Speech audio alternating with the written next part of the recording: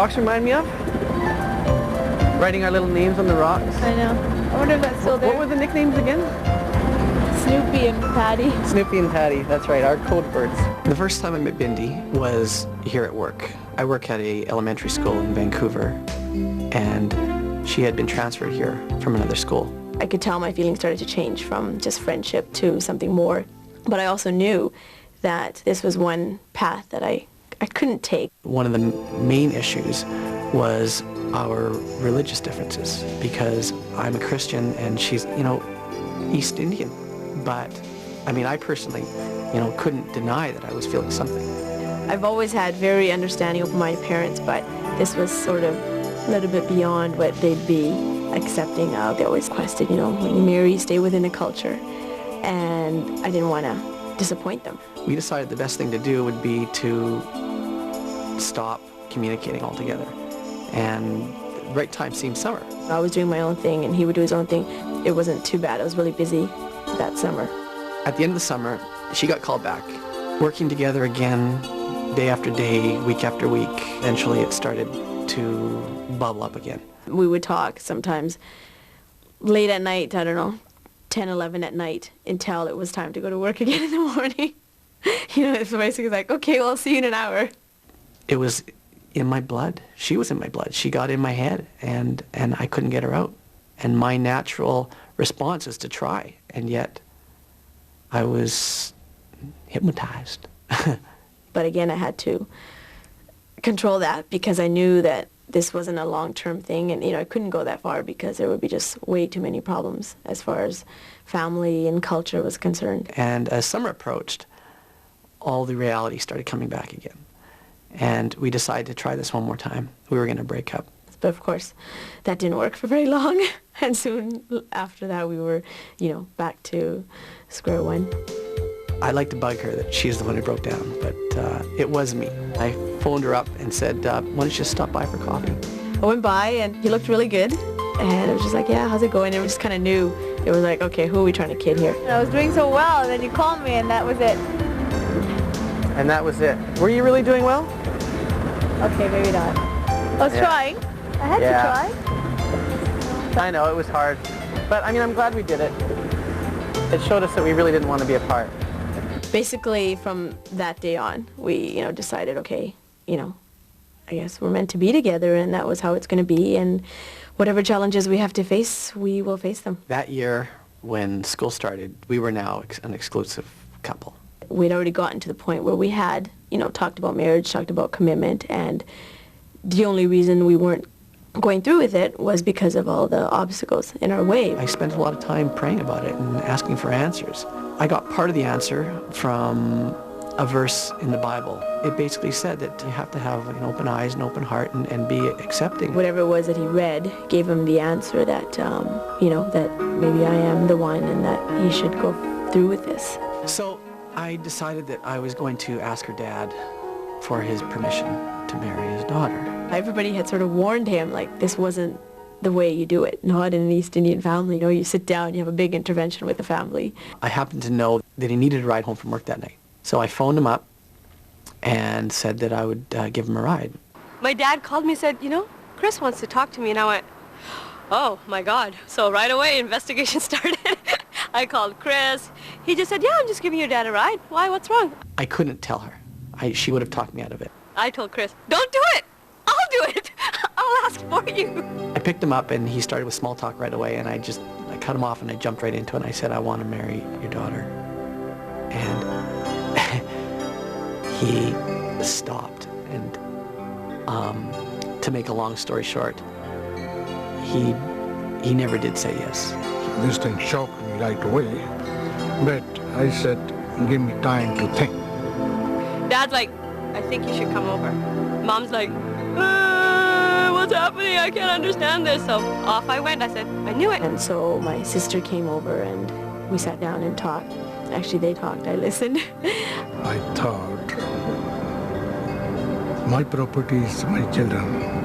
If the children are happy, you will be happy. I said, okay, finally, I approve this will. he accepted it. In fact, their family accepted it way quicker than anyone expected. So as soon as Chris and I decided that we're going to get married, we also decided that we were definitely going to do 2 ceremonies. Throughout life, we're going to celebrate both of our cultures, and we're not just going to forget one or the other. I definitely wanted a traditional East Indian wedding, and I knew that he wanted a Christian wedding, so we decided we would do both. Having the 2 weddings, it's almost like double your pleasure when you're there. Monday morning is when I'll relax. Monday morning, actually Monday afternoon when I'm on the golf course. Really? We'll talk about that. Yeah. Of course. Who are we going with? My hopes and dreams for the future with Bindi aren't extensive. As long as we're together, I don't really need a lot. I don't really want a lot. I think that she's giving me most of really what I need in life.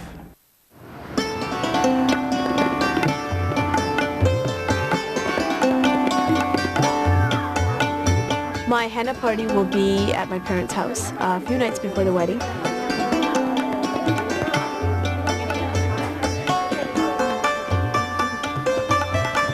This is called Rangoli, and Rangoli means colors. We do this for the wedding in a way to take off evil spirits and to kind of say, you know, welcome good ones, and just to make it look prettier. Before the henna goes on, my mom and my sisters and all my aunts and close relatives will be doing what they call the manya. They'll have a sheet over my head, sort of like as a blessing, and they rub this, it's a cream, and you know, all over my body. It's supposed to sort of make the bride all nice and fair, you know, before her wedding.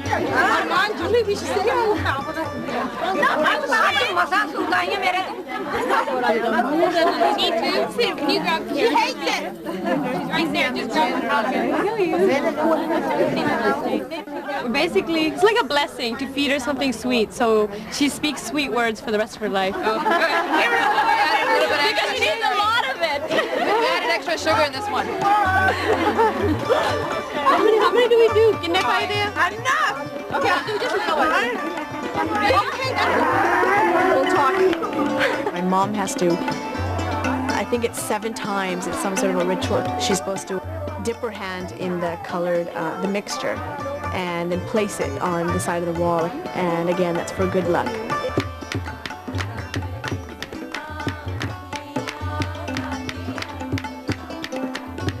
I've got a wonderful, wonderful henna artist coming over. She's one of the best. Something like this might be better. Okay.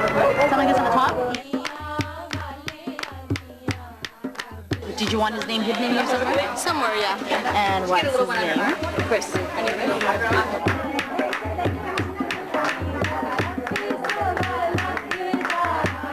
I'm very traditional. I'm very close to my culture. I thought just because I'm not marrying in a culture, I didn't want to lose the day. I always wanted a very traditional wedding. You know, the wedding we're having is probably even more traditional than most East Indian weddings. What do you think of the mending? Oh, very good. Beautiful. You wrote Chris's name on my head. Can you see it? Yes. Where? Oh, he always says yes to everything. I couldn't even find it. Okay, you tell me, I will give you $5. Right on.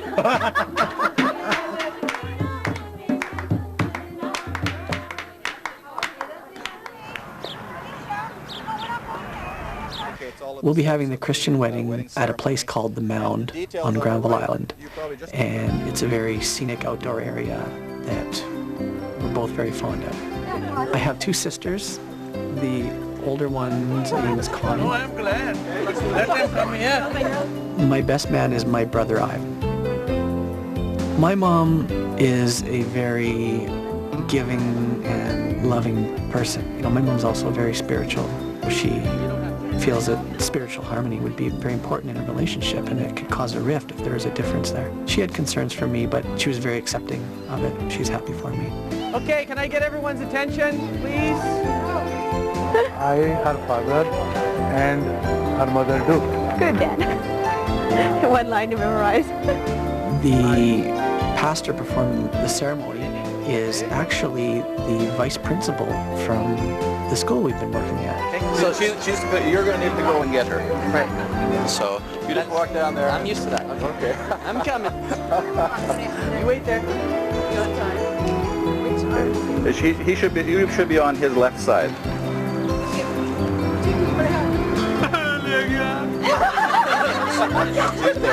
Stand right there.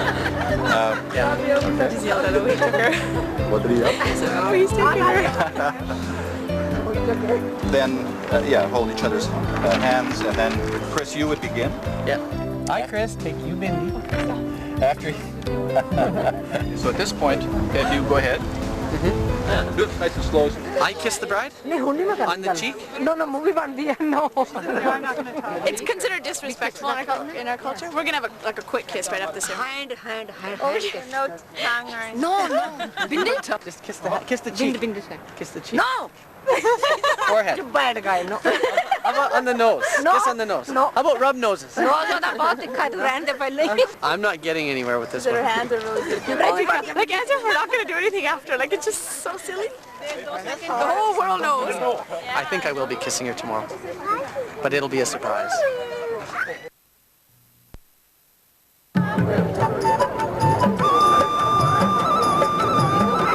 I have one with mine.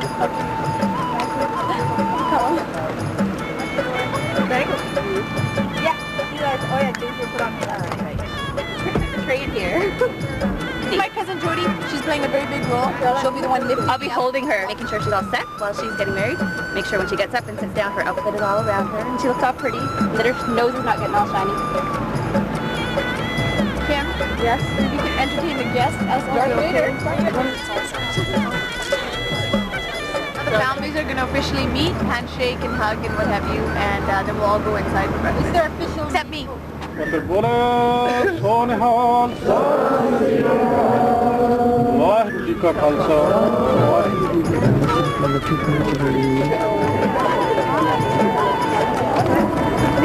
See my little bangles?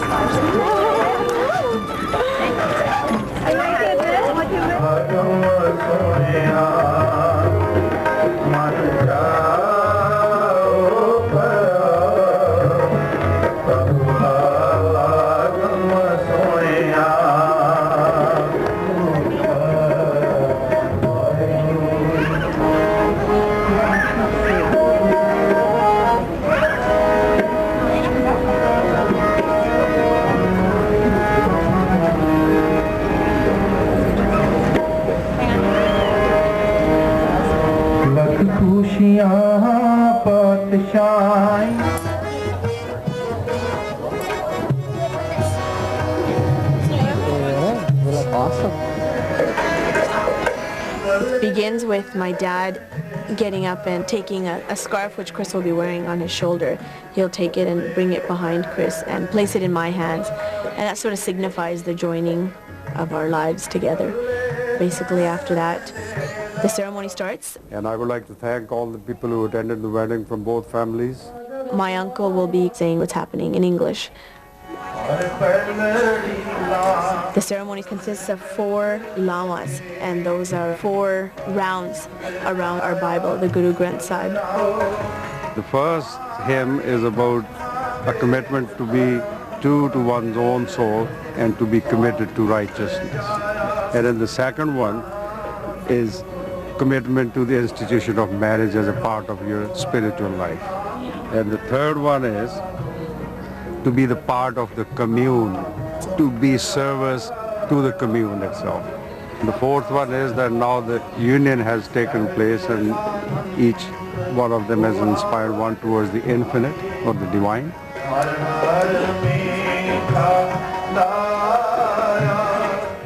मेरिया कतन पोतरिया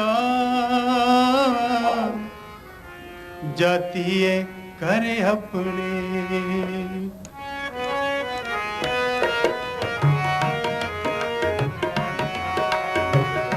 The last part of the morning is known as the Sagan. It starts with my parents putting garlands around our necks. They're giving us a blessing. Basically, couples line up behind us. Anybody that wants to bless us, give us money, does that at that point. I was totally at ease. I loved every minute of it. It was, this was a really neat experience. I mean, people were very helpful. Thank you. I felt like a king. I still do. After my sisters and close family will have headed back to my house to set up for the big arrival. So I'm allowed in, but Chris is not. All the girls will be at the door, and it's sort of a, you know, a fun time when Chris has to prove himself. Hi, Chris. Keep your distance. It's just kind of a time to bug the groom. There seems to be a problem. How is the wedding today? I was just going to cut the grass, that's all. The lawnmower is out back. The lawnmower is already out there. How about if you get him to sing a song with an East Indian accent? No, how about an East Indian song? Okay, If you dum agree- laka.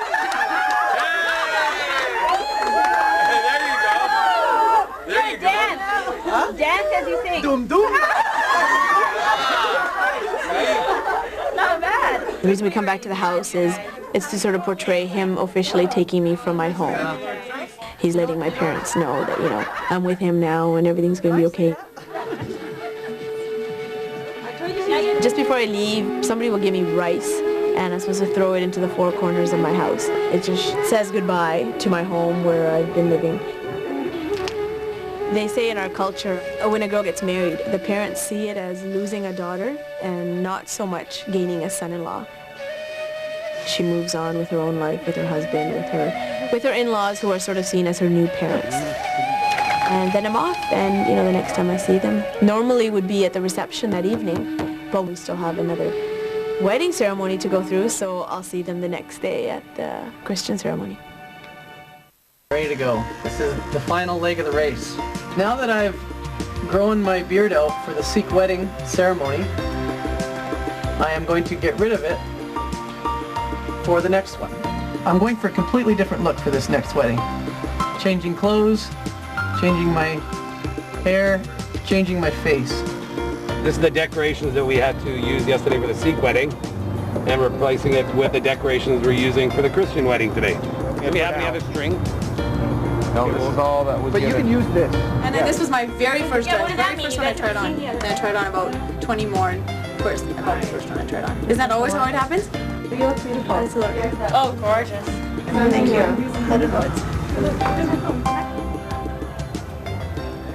What have we got here? Yeah, hi. Nice. Thank you very much.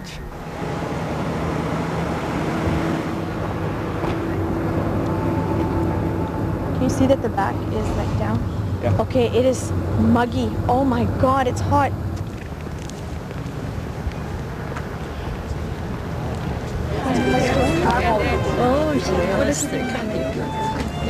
When I see her walking down the aisle, that's when everything's really going to sink in for me. The Christian wedding is what I've grown up with. That's always been a symbol of joy, of change, of the end of something and the beginning of something new. I just hope I can hold it together. Who gives this bride to this groom to be joined together in holy matrimony on this day? I, her father and mother too.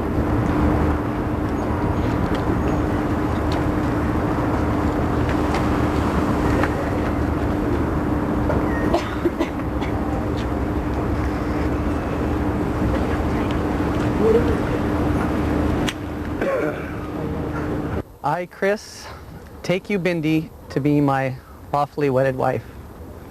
I promise to stand by you in times of trouble and joy, and I pledge to you my unconditional love as long as we both shall live. I, Bindi, take you, Chris, to be my lawfully wedded husband. With God by my side and in front of everyone here today, I pledge to you my unconditional love, friendship, faithfulness, and commitment for the rest of our lives. These rings are to be worn as a daily reminder of your vows to one another and as an encouragement to fulfill them at deeper and deeper levels every day. And if you wish, you may kiss the bride.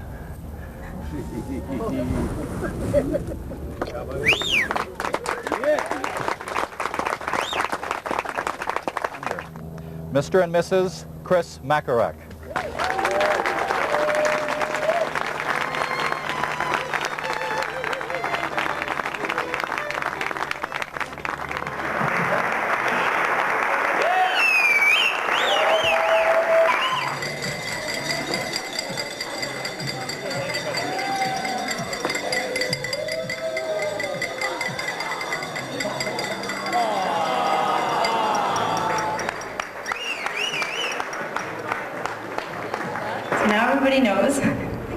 Bindi married a white guy. He's not East Indian, but I don't think I've ever been able to be more East Indian around anybody. He accepts me, he goes along with whatever it is we need to do. I am so blessed, so lucky to have such a man. Thank you, Chris.